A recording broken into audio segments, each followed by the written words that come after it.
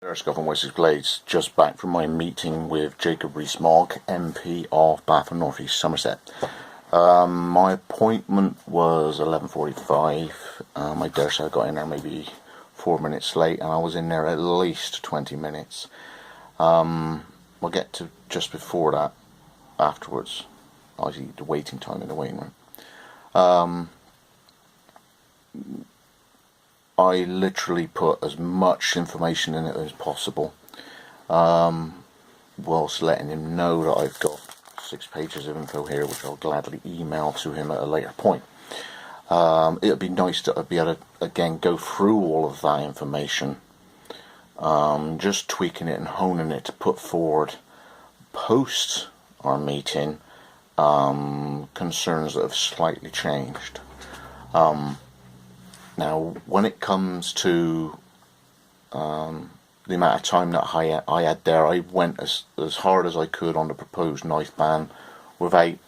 I had a funny thing about maybe if I had time, mentioning that it would be great if we had a favourable trade deal with the United States for really cheap snap-on tools, that sort of home mechanic material, which would benefit a lot of other traders as well as ourselves, through to the grinders and the consumables.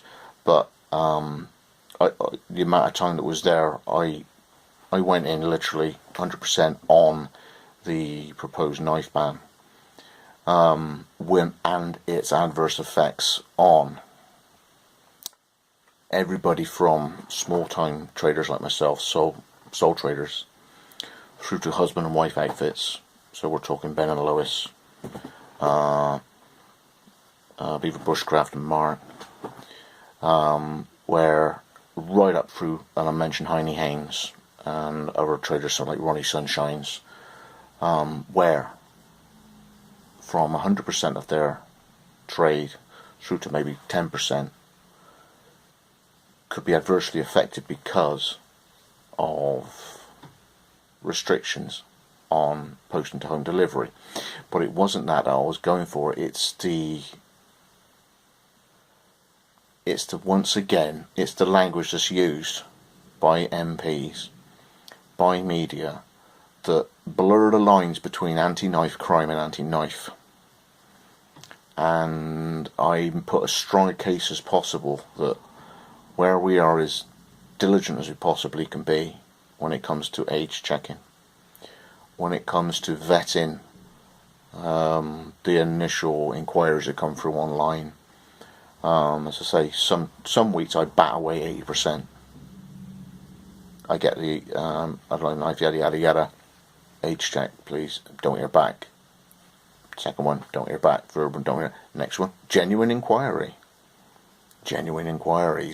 absolutely upfront, understands completely where I stand as a knife trader, understands the law. 10 minutes later, photograph of the driver's license and a selfie in frame, head and torso. The guy's 50 years old. I can't do any more than that. I mean, I could be at a knife show and they've got a 14-year-old and put a prosthetic on him and made him look older. What more can we do than have a high quality photograph of a driver's license, a passport, a firearms certificate, and then the actual person talking there. In my blurb, I would be mentioning also there's conference calls. We can check out their YouTube channel. There's so many ways of checking their age, but the actual through the gate thing when it comes to trading would be a thorough age check with a high quality photograph of their ID and a selfie with that ID in frame of the person. And I put it to Jacob that, look, we're doing that. And we're spending time on that. And we're spending time away from doing that. And the Amazon internet ticky boxy thing, for a £5 knife, has got hardly any, it's completely different situation than us as knife makers, us as traders, doing good age checks. Bringing in that proposal is going to have, and he understood that completely. he says, we've cast a broad net and other people get absolutely, he said, it's like tuna getting caught up with dolphins. They understood completely.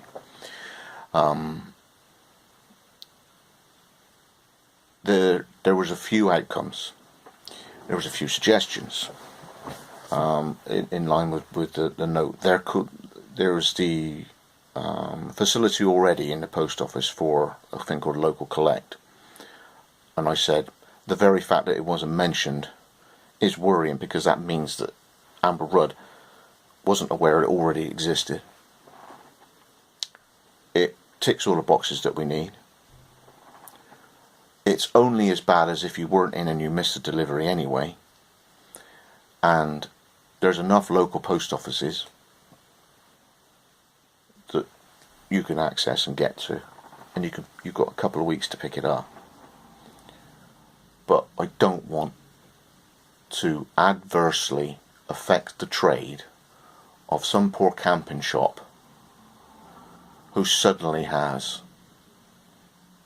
20 packages he's got to sort out delivering in his little town.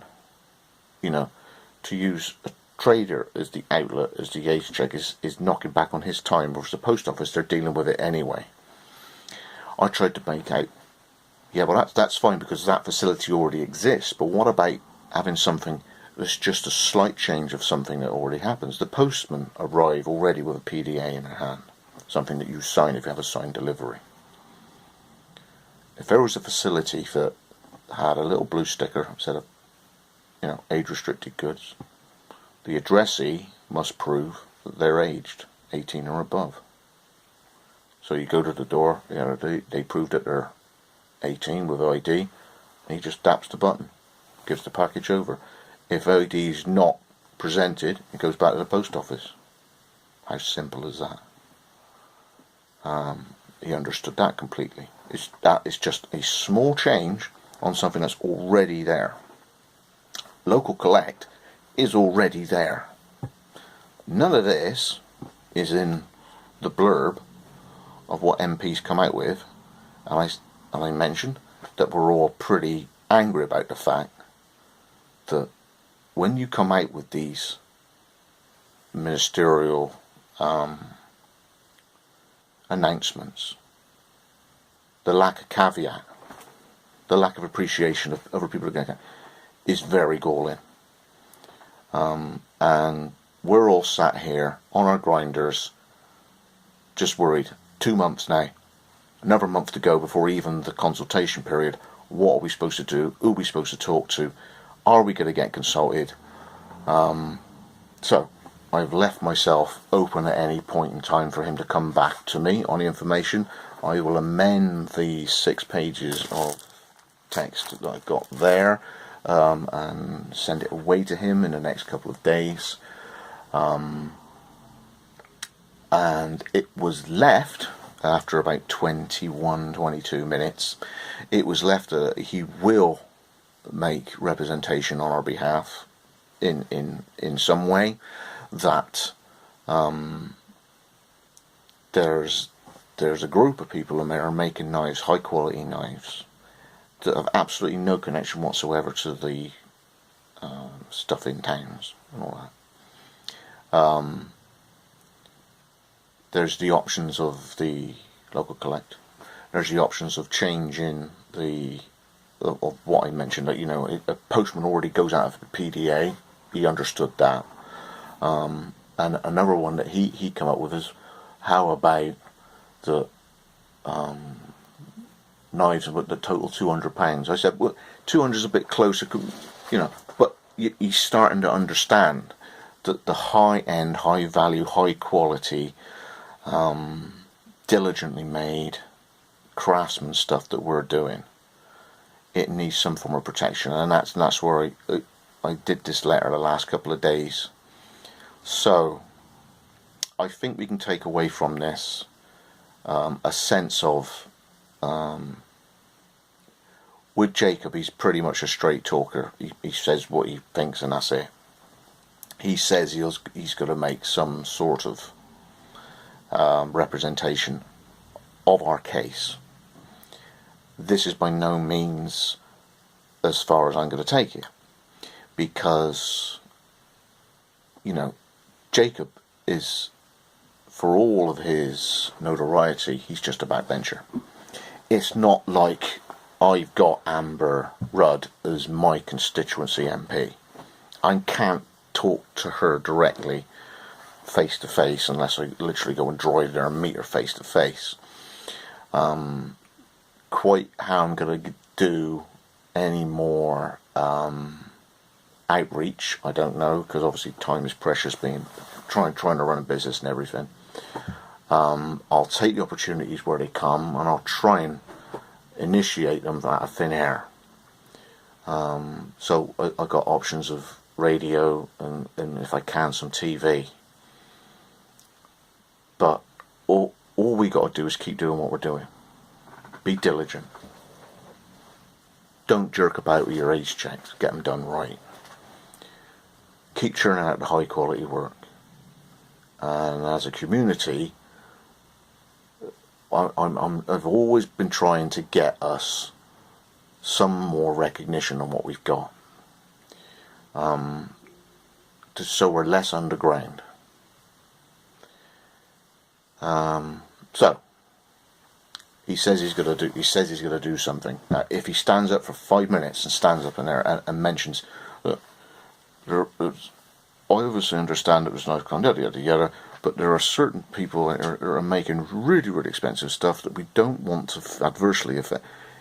It's going to get talked. It's going to get approached. It's going to get heard. And that's where we should be.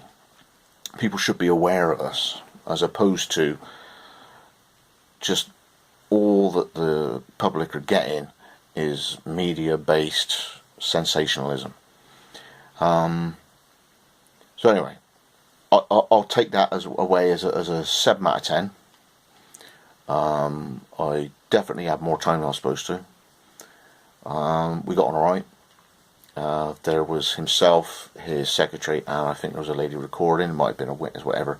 Loads of stuff was written down. He took my card. I'm sending him the notes and amended them post our meeting, because obviously something has got tackled, in which case I can go back to them and strengthen the narrative behind each point that I've made on that. And going back to my earlier point of when I was waiting in the waiting room, I think I had a 10-minute, maybe 9-minute interview with a reporter from the New York Times.